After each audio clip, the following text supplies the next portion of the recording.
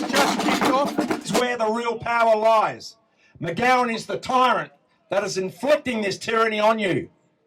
Go to the person that can make the change. That's Kim Beazley.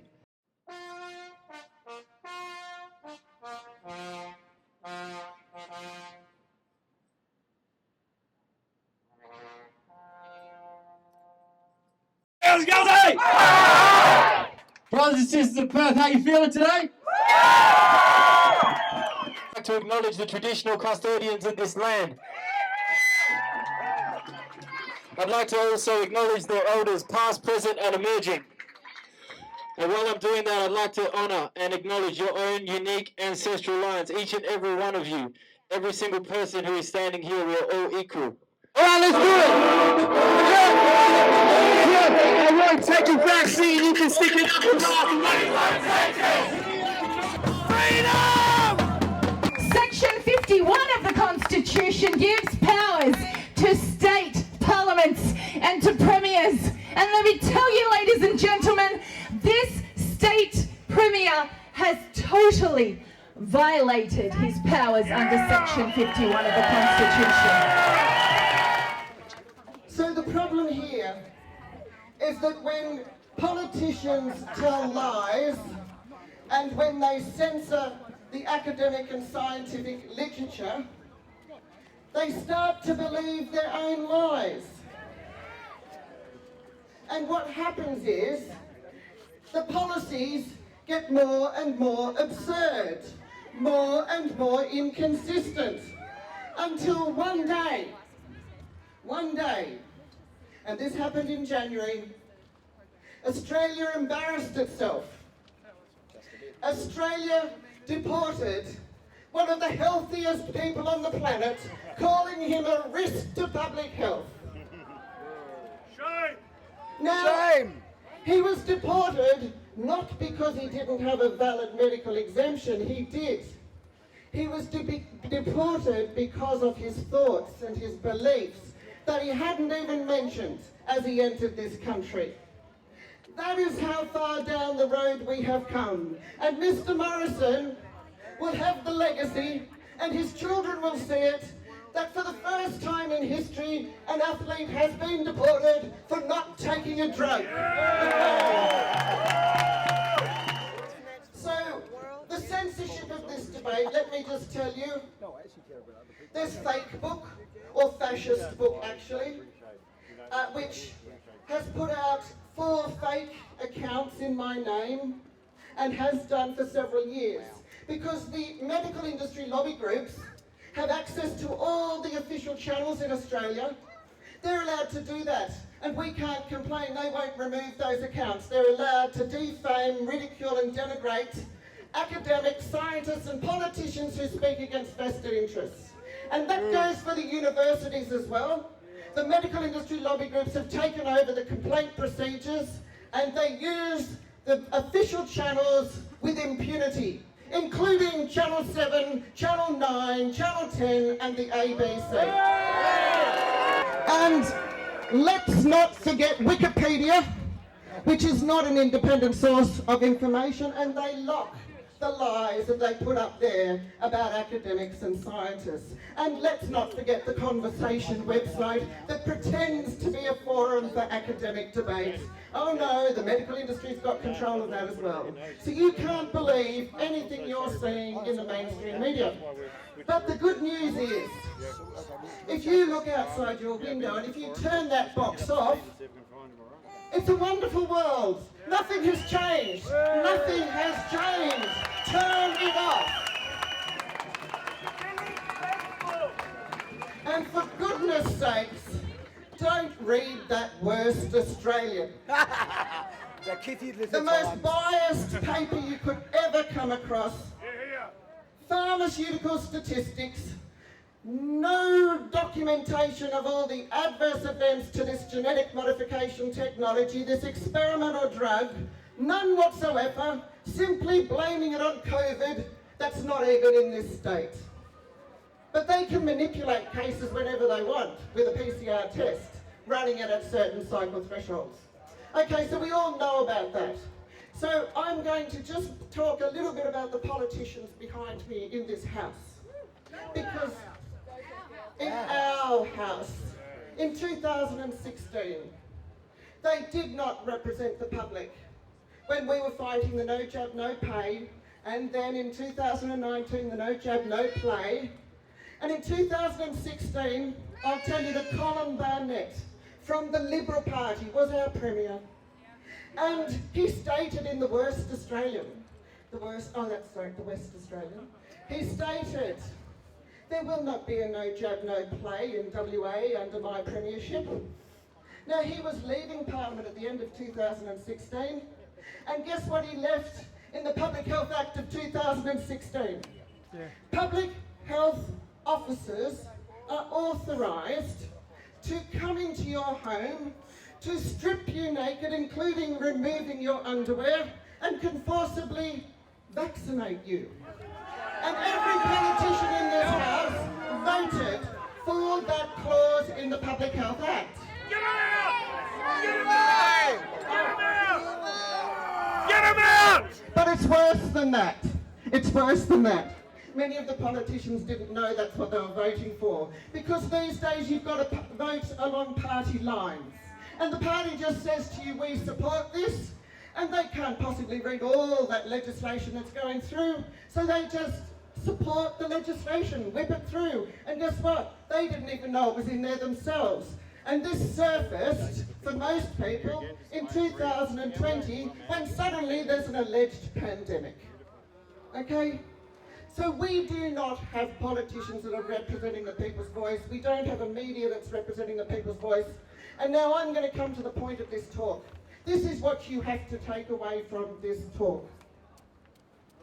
The biggest lie of all that Mark McGowan and his colleague Scott Morrison are telling is that this drug is a vaccine. A vaccine is a product that prevents disease. Known fact, it targets the reproductive system. Fertility is at risk. They know that with this drug. And they know that all the hospitalisations and deaths that have increased over 2021, many, many more than were in 2020, in every country, the only difference was a genetically modified technology drug that has never been tested to prove it will prevent disease, and the only claim that the governments have is that it reduces the symptoms. Oh, wow. But that hasn't been proven either. Mark McGowan said after double jabbing, you might have 4% effectiveness, and that's why you might need a third jab. And what about the 4th and the 5th and the 6th that they have already bought with our taxpayer money? Our money! Our money! Do you think that is a health policy? No!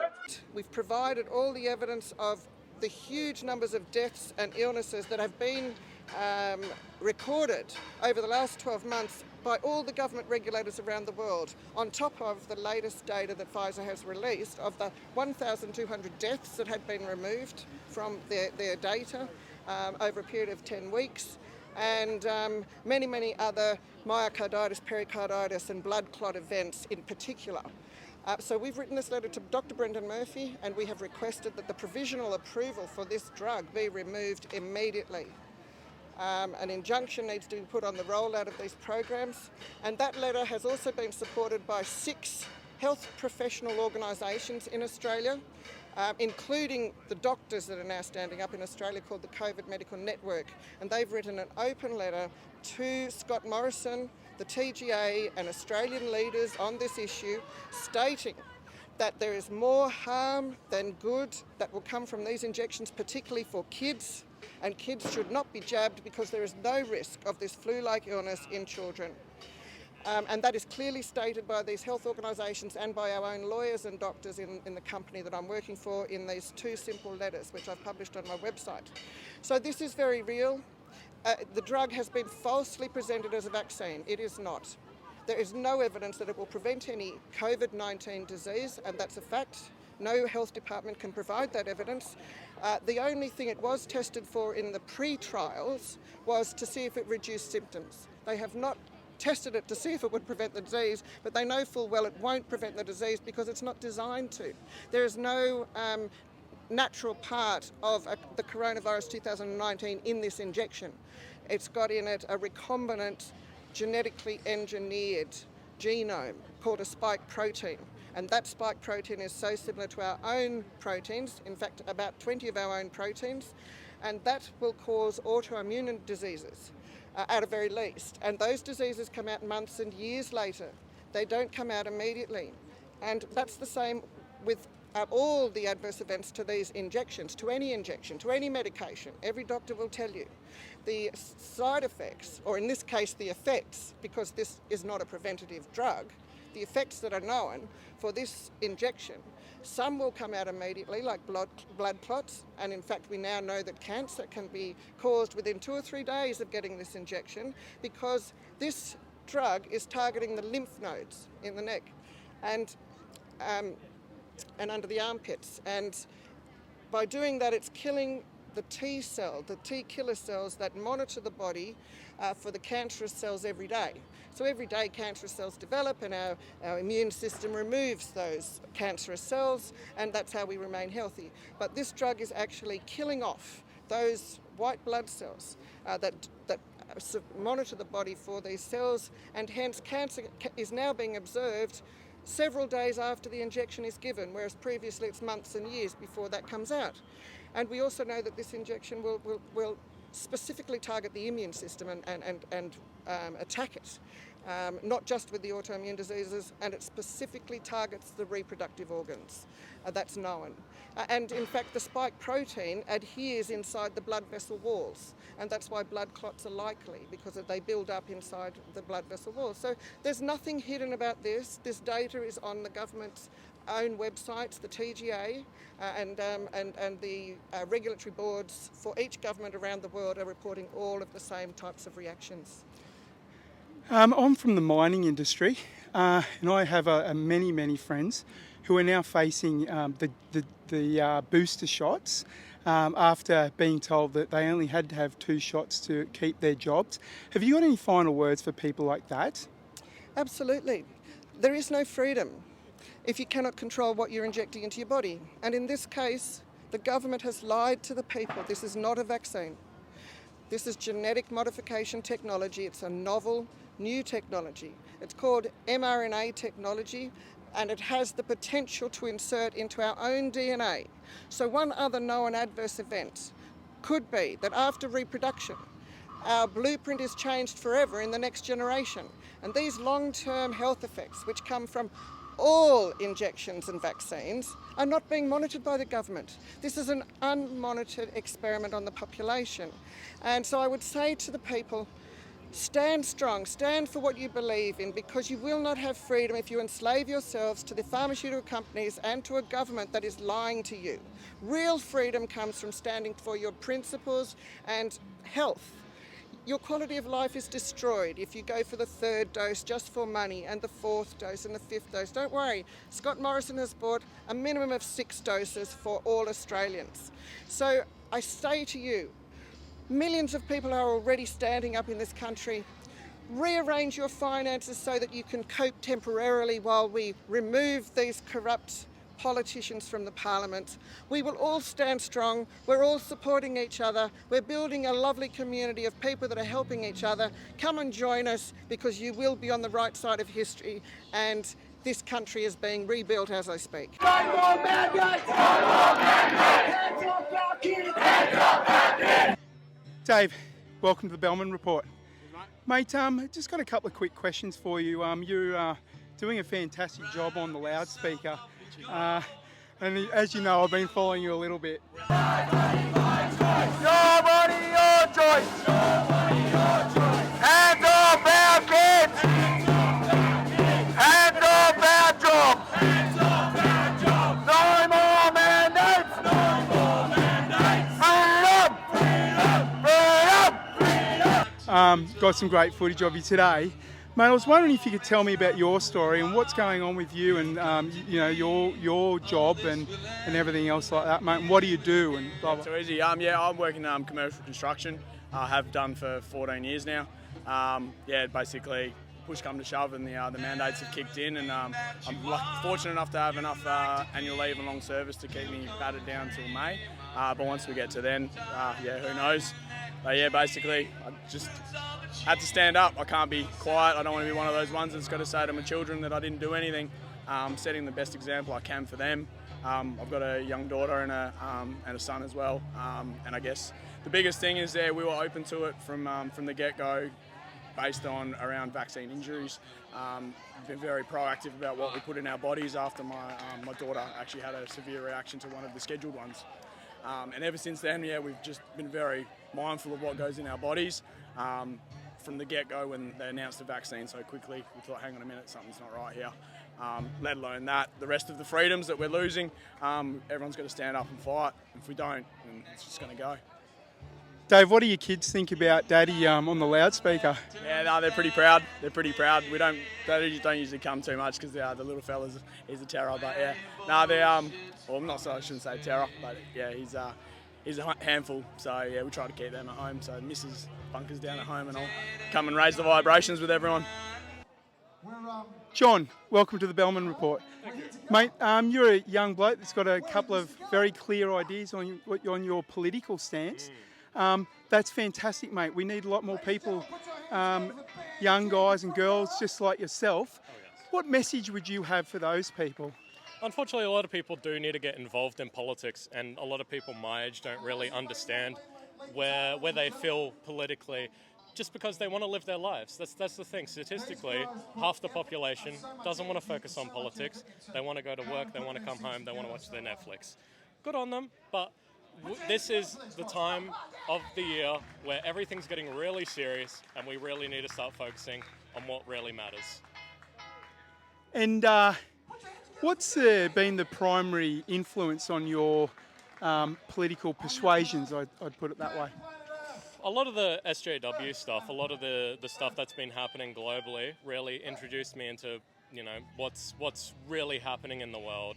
And through that, it led me down just the rabbit hole of economics, finance, politics, everything, like anything to do with political governance has pushed me down that rabbit hole, and I've really uncovered so much as a young person, a young Australian.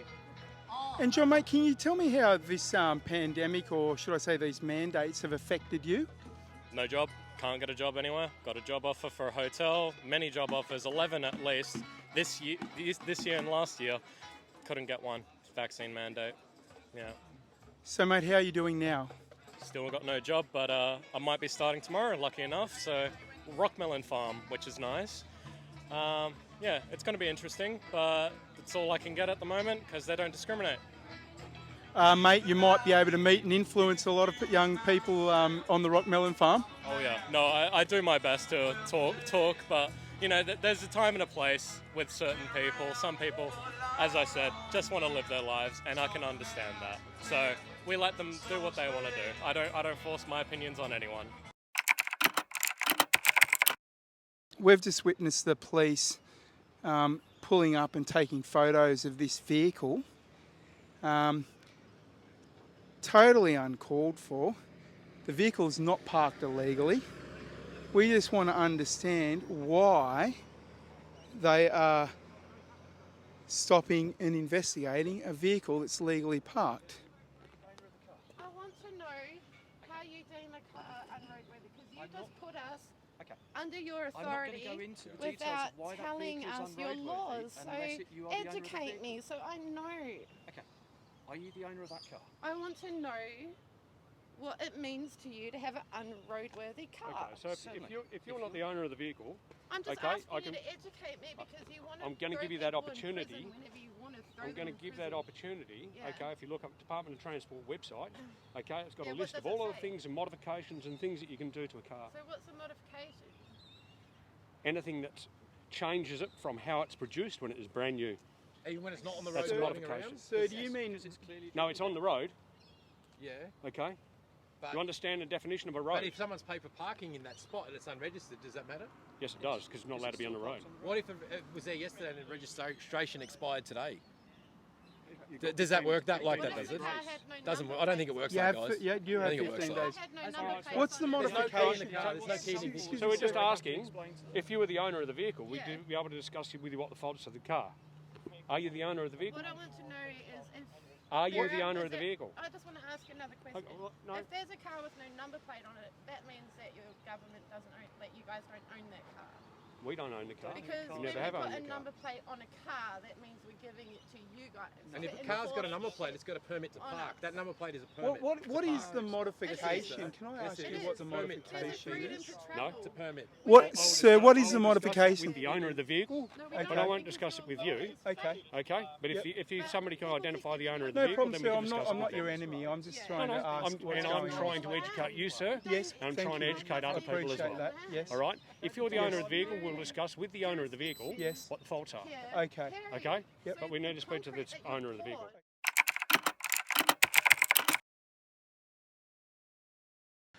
Okay, we've arrived at Langley Park where the camp is due to take place tonight. There's quite a few people here, but there's a very, very large police presence. There's 7 cars here at the moment and 2 bikes. Actually, is this another 2 bikes that's pulled up? Yeah, they have. There's another 2. Lots of people turning up. They're still arriving. And it's all very peaceful. We've got families.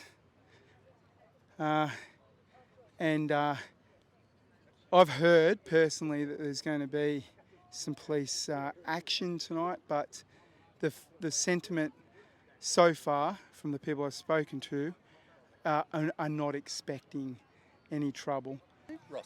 Ross, Andrew from the Bellman Report. So you're staying tonight, are you? You're planning to stay for the camp? Definitely, my friend. I'll be staying here as long as we have to stay here. That's the plan. That's the anticipation. Right. Yep. Are you expecting, there's a very big police presence at the moment, are you expecting some action tonight? Not police action, no. We're not here for that. Yeah. We're here for what we intend to be here for. We're not here to incite anything or do anything. We're just here peacefully, doing what we need to do for the rest of the people. That's what we're doing. Yeah. So is the plan, I'm not totally aware of what the plan is the plan to actually stay here indefinitely? Initially, from my understanding, that was the plan, is for people to come together in respect to the people over in Canberra. We couldn't make it to Canberra, come to Perth. As people are probably aware, they've come from far and wide. As far as Kununurra, I've seen a gentleman leave there the other day on a video post that he put out. So I think that Perth people and Western Australian people need to do the rest and their part for the rest of the country, to be honest. So are you staying for the night tonight? Yeah, as long as it takes. Yeah. Really? So what's the plan? Literally as long as it takes, or the next few days, or you're staying indefinitely? I think, like we just stay here as long as we possibly can. There's a few things going on at the moment where we're only allowed 3 days or whatever, and we've got a good old mate there, one of the elders, that has backed us up and said, because we had the cops on us before saying get out, and the elders backed us up and said, no, you can stay, these crews there with me. So hopefully we'll be all right, Fantastic, mate. You expecting any action from the coppers tonight? Oh, well, hopefully not. Hopefully we'll cook them up, a couple of them, and snaggers, and they can have a bit of a rest and a laugh with us, maybe learn a few things. Yeah, mate, that'd be great. Treat them like human beings. Fantastic. There's a fairly big presence here right now. Yeah, they've been in and out like pretty much every hour. You'll have 10, 15 cops just rock up and picking up people for going past, tooting their horn, unnecessary tooting of the horn. We had one guy fly through here, I don't think he was with us, on a motorbike at about 120 k's an hour, just straight through here, past like 15 cops. We had four cars here, another 2 cars over there. They just let him go, and then he took off from down there, and then he was doing about 160 down Riverside, and they're just like looking at him. And we're all standing here, and then someone toots a horn. Okay, now go get him. Just take a photo of it. So if they cops come here, they'll have to call me. We have traditional elders, the First Nations people have said we got this. We can stay here. Nunga Wajak. Elders. Nunga Wajak elders gave the permission for the the group to camp on this little spot here. So I just told you fellas to go in, set yourselves up. If the police tells you who gave you permission, they got to ask the group of elders. That's me and the elders that gave permission in that letter. So that'll take them a while. But you fellas, you have permission, and that's all it is. And what's your name? My name's Herbert Brofo. Herbert Brofo. Herbert Brofo. Yeah. So yeah. Hi Herbert. Did I call you Herbie? Yes. Yeah. No worries. Yeah. So that's what happened. Yeah. Legend. No. That's for people when you get there. I'm not there yet. I'm not there yet. Yeah. No worries. Herbert, how do you feel about all these people here today? Well, they all got a message, and all it is these fellas want to put a message to Mark McGowan and the rest of the government that the mandate vaccine. Well, I never took it, and I'm not intend to take it because in my culture I'm against it. And if I was to get sick, I know where my bush medicine and I know where my doctors is. So at the end of the day, these people want to send a message out. Let them send a message out. Stop. Don't bring no police. Just let them do what they got to do, and then move forward. I'm sorry to interrupt. Okay. I've just driven my car on, and the police have just told me that I need to move. That the Rangers will come and take my car if necessary. And I showed him this letter, and he said you've got no authority over this land. No, well, they got to ring the group of elders. He said that the city of Perth run this. No. Oh, really? Yeah. Herbie, would you like to come and have that discussion with the police with me? Yeah. Let's go and have a chat to them. Bring it in. Bring your cars in, guys.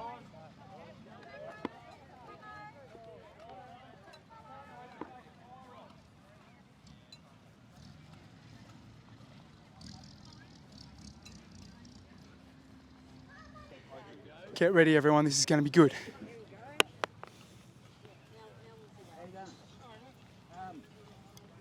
We done it by the legal way, and we got a couple of elders on board from the group of elders, and they have read a letter and gave these people permission to camp on here. Yep.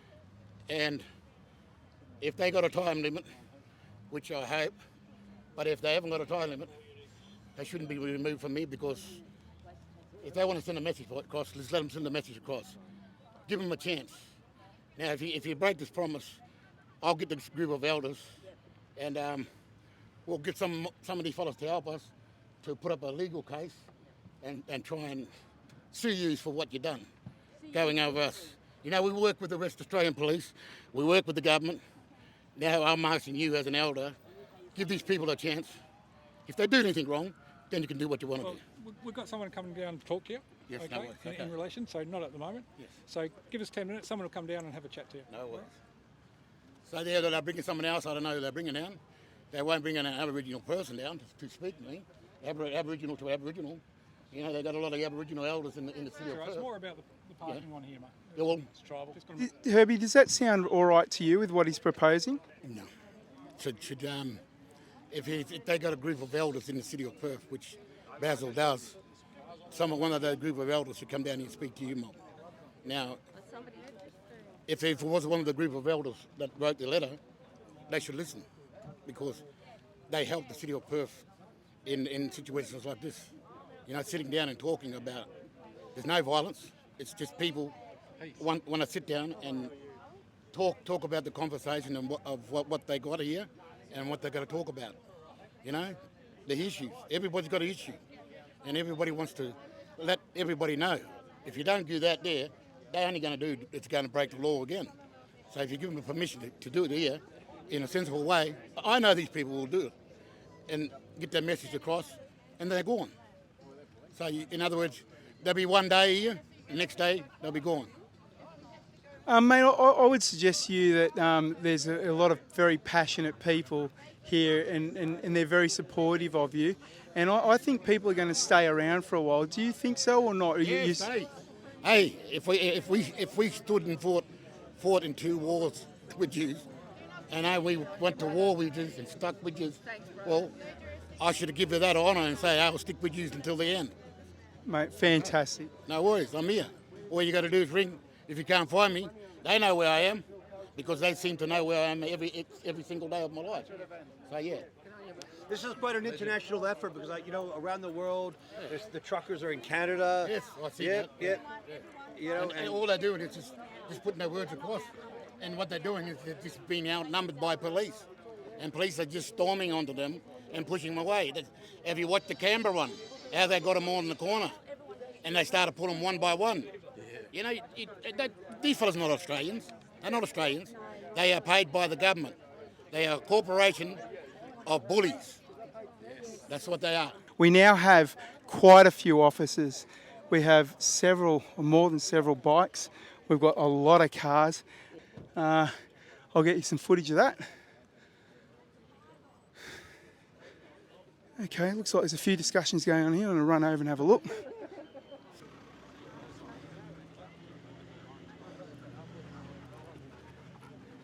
How you going, mate? How are you? What's going on? What's happening? I've been charged for beeping my horn.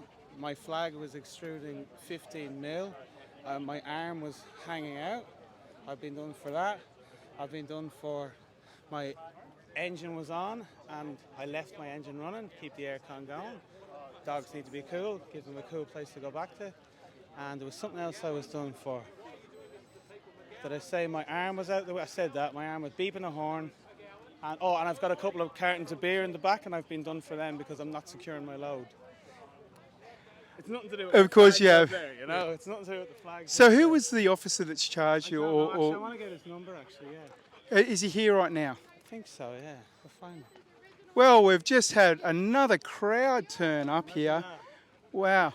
Not wearing their masks. Oh, we're getting them out though. So this is ramping up really quickly, everyone. We're trying to find the officer who has charged this gentleman for beeping his horn.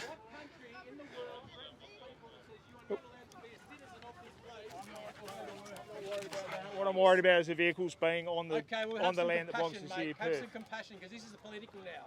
Yes. It's All political. right.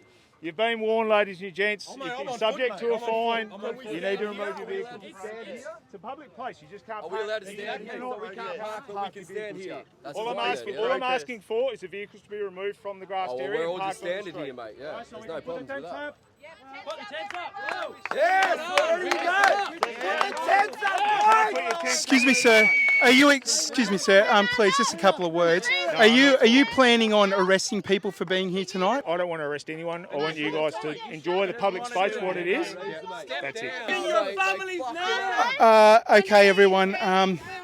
It's a little bit rowdy here. Things are ramping up really quickly. I believe that there's going to be arrests. They are swarming at the moment. So this is ramping up. Okay, guys. Looks like we're forming into I'm trying to think of the right word for it, but it's a situation where suddenly we're going to be boxed in. It's definitely forming up right now. And we're going to try and find the inspector, but I can't find him anywhere, and they're not revealing to me where he is.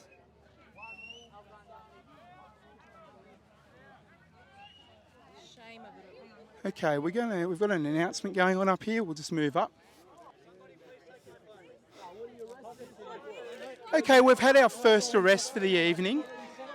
This young man, here we go. It's all happening now. It's all happening now. Here we go. They're swarming. A lot of police here right now. We knew something like this was going to happen. Here we go. Here we go. Here we go. On you. I'm not resisting arrest.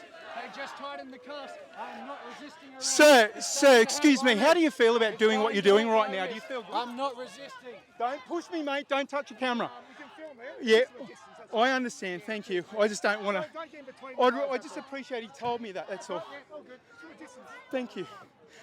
Okay, guys. Here we go. He's been put into the paddy wagon. Thank you. I'm working with you, mate. Don't worry. You're allowed to film, but just for a No, it's all good, mate. I'm with you. Just trying to give neutral coverage, you know.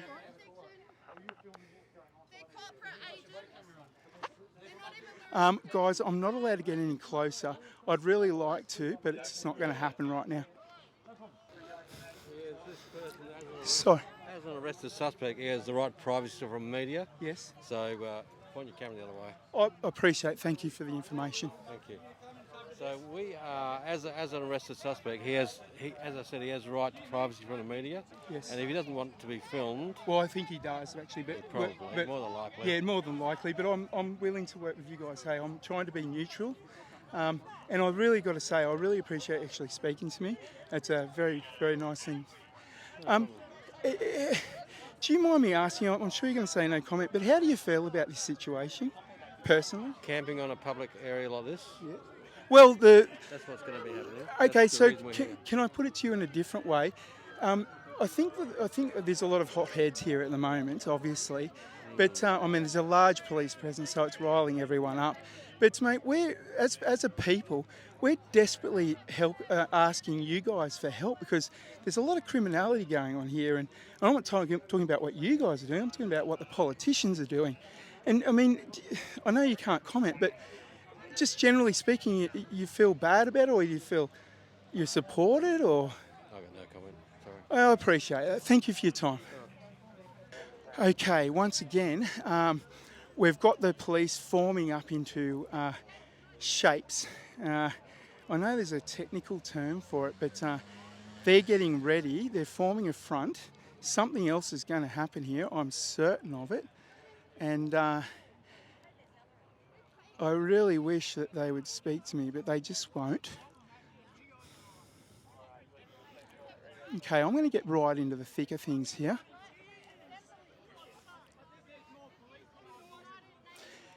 I just heard a call from someone in the crowd saying there's more police than there are campers. I would suggest that is almost true. It's a little bit of an extenuous to say that, but there are more arriving every minute. How do you feel about the situation here right now? Right now, I feel kind of intimidated due to the fact I feel like we have all the right documentation and paperwork to actually be here to do what we wanted to do, which was originally peaceful protest, and now I feel very intimidated. Just trying to give you a look. If you look further down the end of the street, let me have a look here. We've got several cars down that end with a bike in the middle of the street blocking this lane off. And then we've got all these police vehicles parked up. Lots more police with their bikes over here and more cars. Definitely stay with me. This is going to be great. Okay.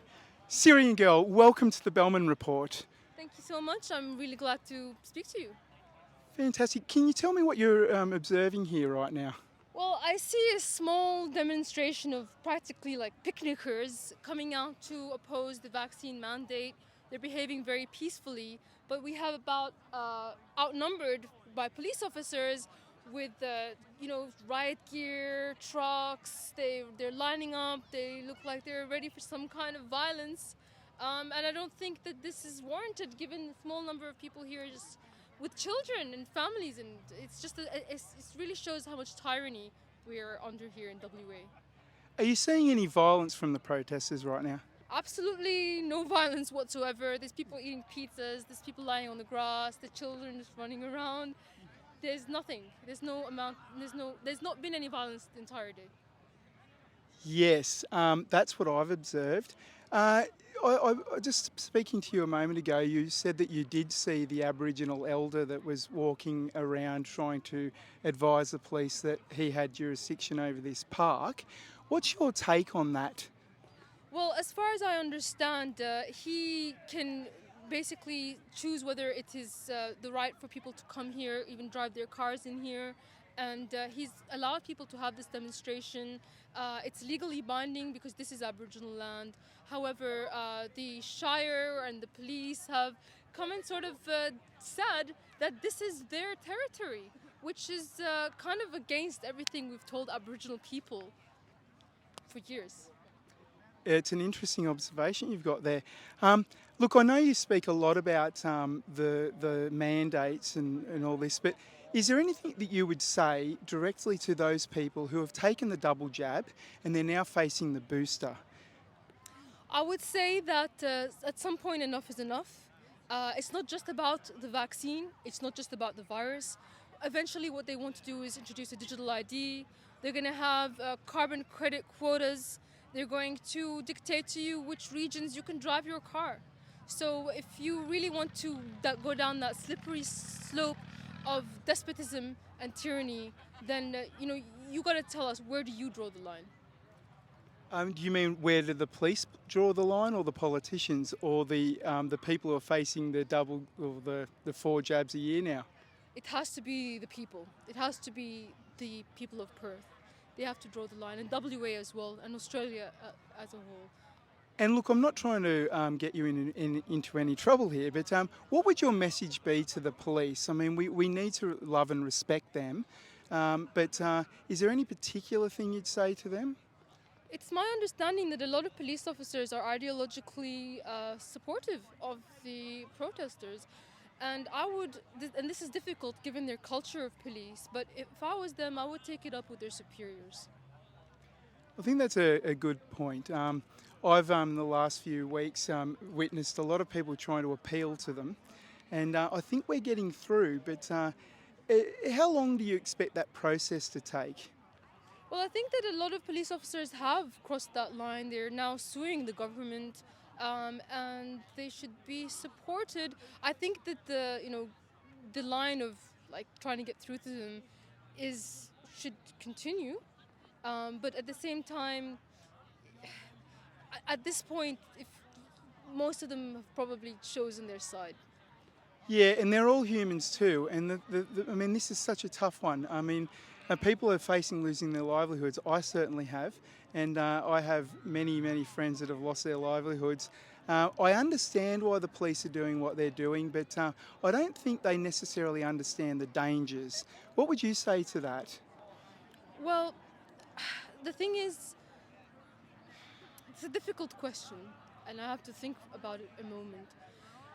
What I would like them to understand is they are operating under the assumption that we live in a democracy, and therefore we have the ability to vote these decisions out, and therefore they're defending a state that is supposed to be democratic. It's supposed to be, people have individual rights, but as a matter of fact, it's no longer that. And I guess I would like to ask them, do they think this state is something worth their putting themselves on the line for, and their integrity and their honor? Syrian Girl, thank you very much for the interview. You have no idea how much I appreciate this. I think we need to get out of here right now because I'm watching in the background. The tow trucks are starting to arrive, and any change, any eventuation in the last few hours has always indicated something else was going on. So let's get out of here. Get in the way of your shot. No, well, I don't want to get in the way of the police either, so we will get moving. Thank you so much.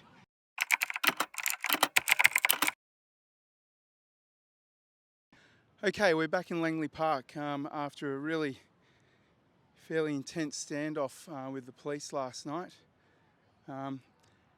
There are a few people that did end up staying, quite a few, which was very brave of them. When, it's one thing when there's 100,000 people, but it's an entirely different matter when there's only 60 or so.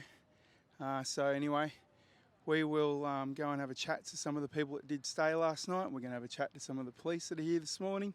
I have had a quick interaction with them, and they all seem really pleasant, really nice this morning, very calm. Not like last night. We had the tactical response team here, and they were very aggressive. So let's go and have a chat to some people and see what's happened overnight. Okay, I'm here with Belle.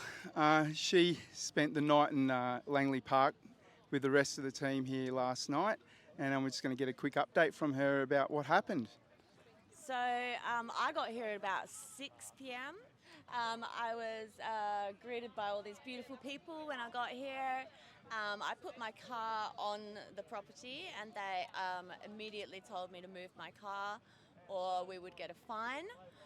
So I moved my car over to the parking, which is free overnight, and we all got told we weren't allowed to pitch tents or sleep in our cars on the property on the grass. So we got our mattresses out of our cars and our swags and things, and we set them up according to what the police said we were allowed to do.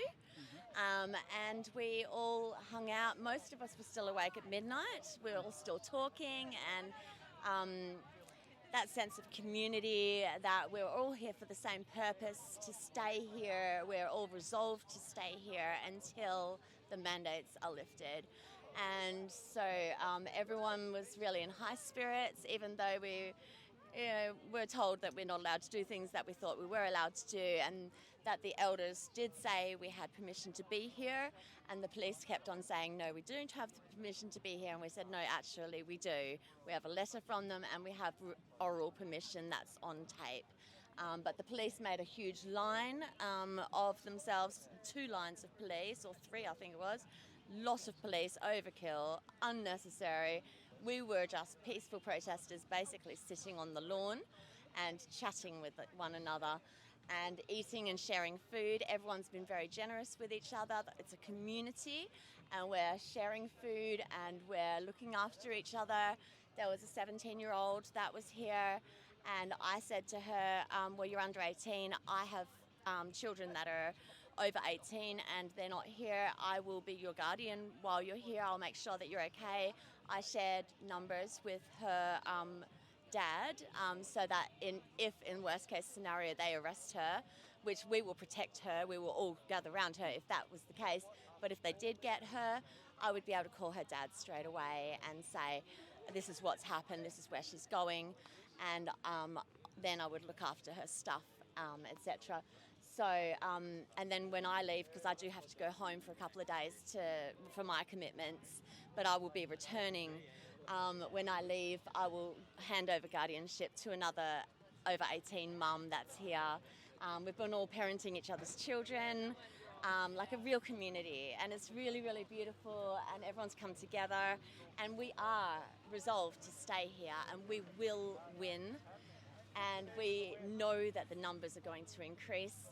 It's just a matter of time before we get a whole park full of people and before those mandates are dropped. And Belle, was there any trouble with the police overnight? They did arrest someone as soon as I got here, but they let him go within an hour and he was back with us.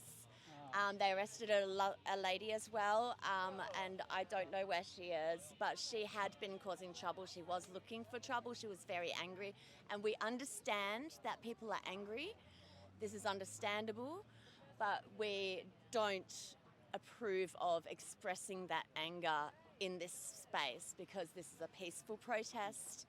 And so we did all kind of go, excuse me, no, that's not how we're going to behave. She behaved that way anyway and she was arrested. She was taken away and she's not back yet.